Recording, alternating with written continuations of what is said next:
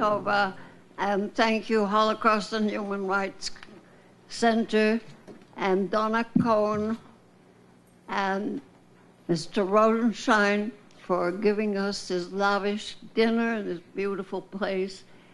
I'm very honored. 70 years ago, I'll briefly talk about that.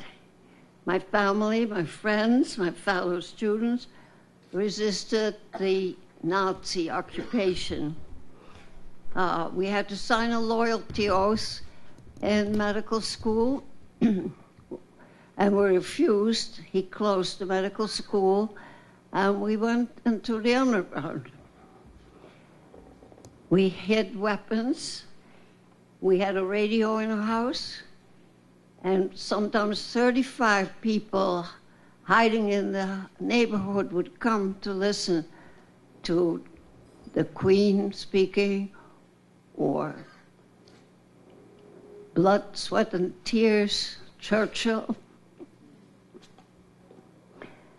All these things were, of course, punishable by death. And we were arrested 9 times. Fortunately, we talked ourselves out of it. We spoke perfect German. That helped. I had lived in Germany as a child, and that flattered them. I also asked for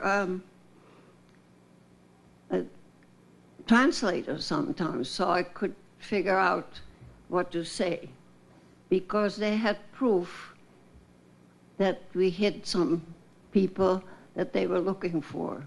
Like an industrialist, they wanted to take over his factory, and they wanted him, and they knew that his bookkeeper would meet in our house a couple of times.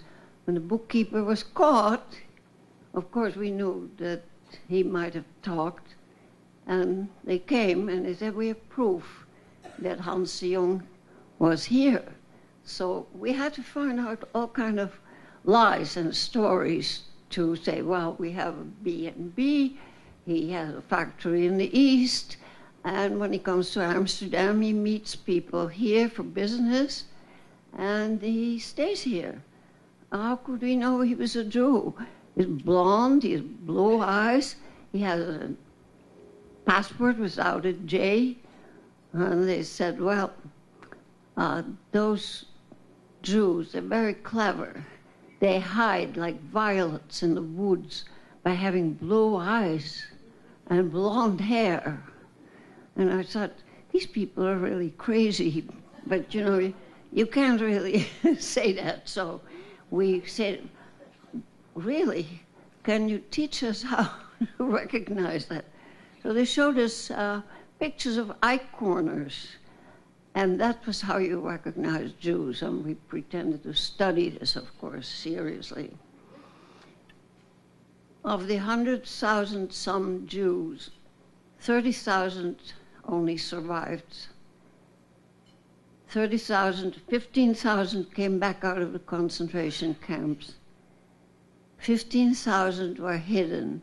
That means that twice or 3 times as many people had homes, had places, or helped. And the Gestapo was very virulent in Holland, more so than in Denmark, and more so than in Belgium. So I wasn't alone, and we had many, many friends. I had a feeling that everybody was helping. Of course, that was not true, because it was dangerous and most people were afraid. But my mother and I had a very brief conversation about it. She said, you know, this can get us killed. Big placards in the street, posters, that if you helped Jews, you had death penalty. And so I said, well, who wants to live under Hitler anyway? So we did it. I'd like to share one more memory.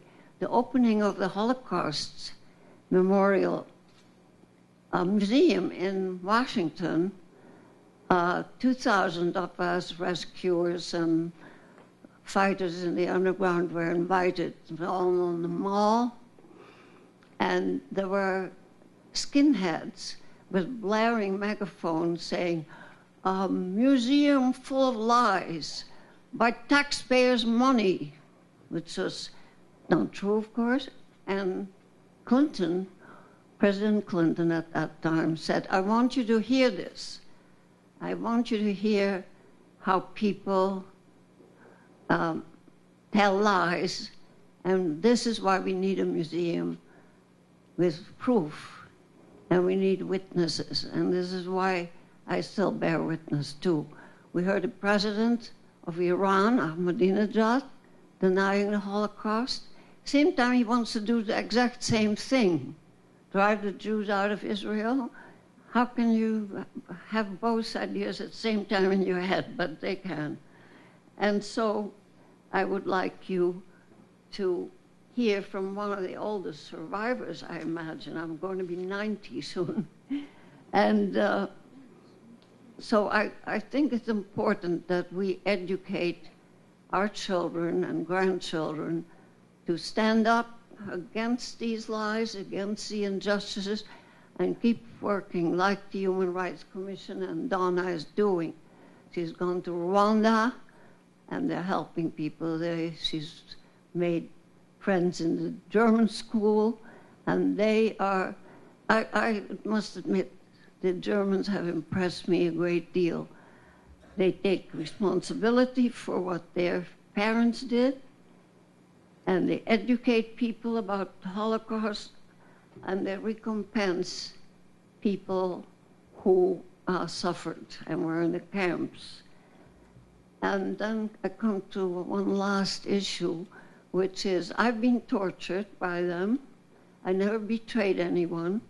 I can tell you that if you're tortured, all you feel is that you hate these people. You're not going to tell them anything.